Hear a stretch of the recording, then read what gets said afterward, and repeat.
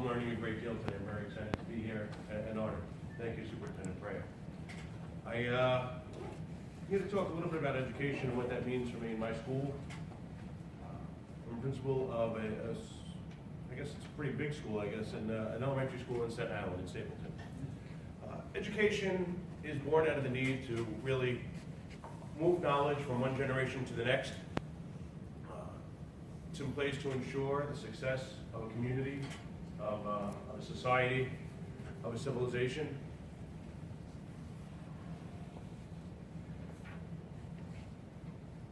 The way I think of success, though, might be a little different.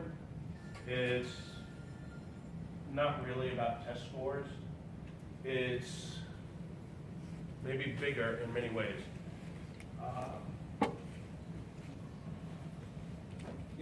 We can look at the skills that we transfer for students or communities to be successful, literacy and numeracy, and those are critical factors. But what ends up happening kind of skews the capacities of our students to move in a certain direction. And it also turns them into assets. And that could be a little scary and a little problematic because then those students leave our communities. They're kind of pulled out of our communities and brought to someplace else. Athletics and physical development are certainly highlighted at the college level, at the university level. It's something that we celebrate around the country all the time. But in an education and what's good for society and what's good for the community, is a national championship really the goal? Or are we working towards social justice and trying to expand opportunities? The work that we do to support social and emotional learning is valuable, especially in early childhood. I like to think that we all think we learned everything we need to know in kindergarten, but as the other speakers suggest, we talk about things today, we talk about complexity in society today that we're not really prepared to deal with. And we're constantly turning into new things that make us feel a certain way and finding the way to articulate it and finding the way, as President Mulgrew said earlier, to work together is so important. Really a successful student, a thriving student, is going to be the product of a thriving community. And that's really what I'd like to address a little bit, and at least one particular aspect.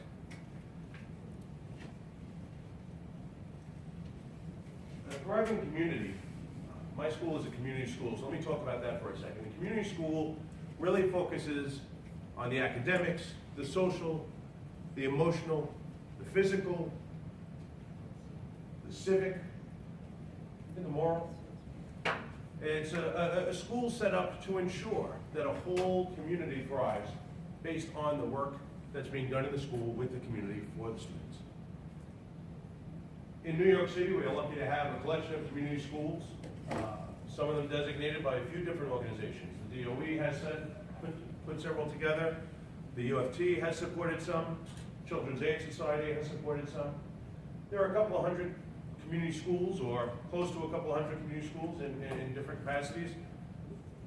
They support students and communities from pre-K all the way up to college. I think there are some colleges that have a level of civic engagement that would speak to the same work, that they're not just there to support individual students, but they're there to support entire communities.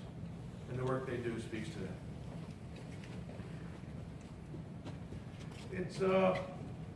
It's a challenge to be managing this at so many different levels at the same time, but it's important.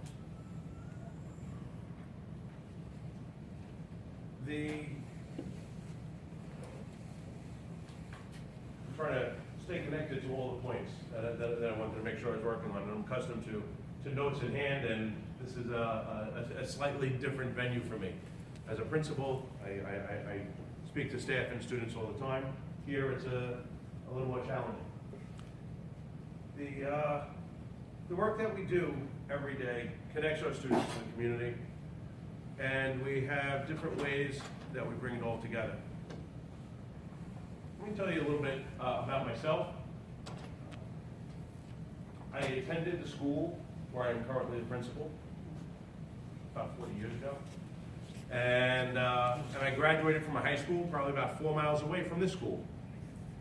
I live halfway between those two schools today. The high school is also a community school, and I grew up in a slightly different world than the one you might expect. I was brought up Roman Catholic. I attended church until I was about 15. The high school I attended, most of the students in my classes were either Jewish or Lutheran. All the Catholic kids went to the Catholic high schools. And as a matter of fact, I met a nice Jewish girl there, and she's here today. I ended up having to come to know a lot of different people, and it challenged the way I approach the world. I ended up graduating from College Staten Island. I hold 2 degrees from there. I also went to Wagner College, where I have a bachelor's and a master's from CSI, and one of the other speakers was talking about the merits of CUNY, and my daughter also is in CUNY. It's very important that we continue to keep the power in the city. And the work that we do now was a little interesting. So we have 4 daughters. They all go to public schools in New York, and we raised them in my wife's state. And in the elementary schools, it became increasingly obvious that there was a tendency towards the Christian mindset, especially around the winter holidays. There was something that was a little concerning, something that we, at every opportunity we had, looked to address, maybe bringing in a little Hanukkah spiel, a little Passover spiel, to try to make sure that there was some equal time for everyone. I think because I grew up clear about my Catholic faith, I have children of a different faith, I knew how important faith was. I knew how important faith could be to an individual, to a family. I knew how important it is to a community, especially a community that struggles. This is kind of where the personal and the professional come together. So in the school where I am, it's on the North Shore of Staten Island. It's in a struggling community. A lot of elements are connected to the problems of poverty, and that speaks clearly to the work that we have to do in our school and our community. So when I ended up with the job, happy to take the job, I shouldn't say ended up with the job, but when I was selected and took on that work, I started to visit as many members of the community as possible. Not really sure what that meant, not really sure where that was going to lead, but I thought the more connections we had to the community at large, the stronger the community would come, the more supports I could bring to the families there from these community partners, the more likely it would be that we're ensuring the success of the students in the community. Even before we had a designation, either from the community school, the community learning schools of the U of T, or from the Department of Education, I was thinking we were working towards a community school.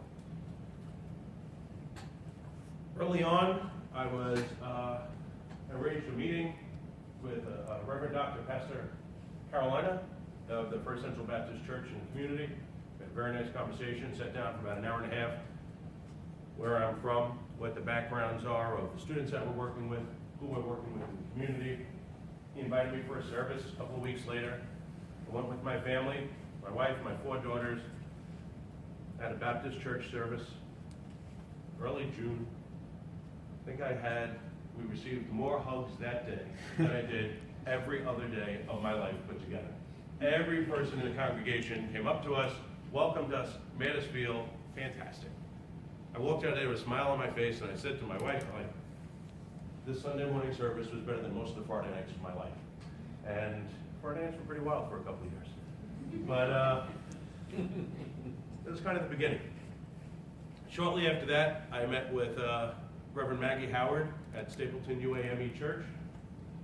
Sat down with her for a very long conversation. I feel like we spoke maybe 2 or 3 hours. She talked about the work she was doing in the community. it might be possible to say that she served the neediest members of Stapleton in many, many ways. She had a pantry in the church. They had a clothing drive that they put together on a regular basis. She had a motherhood initiative that she was working on, a young girls initiative. She worked with families. You know, some people work 5 days a week. Some people work 7 days a week. I think Reverend Howard works about 10 days a week. She starts very early. She finishes very late. I'm driving by. She's outside. They're moving onions.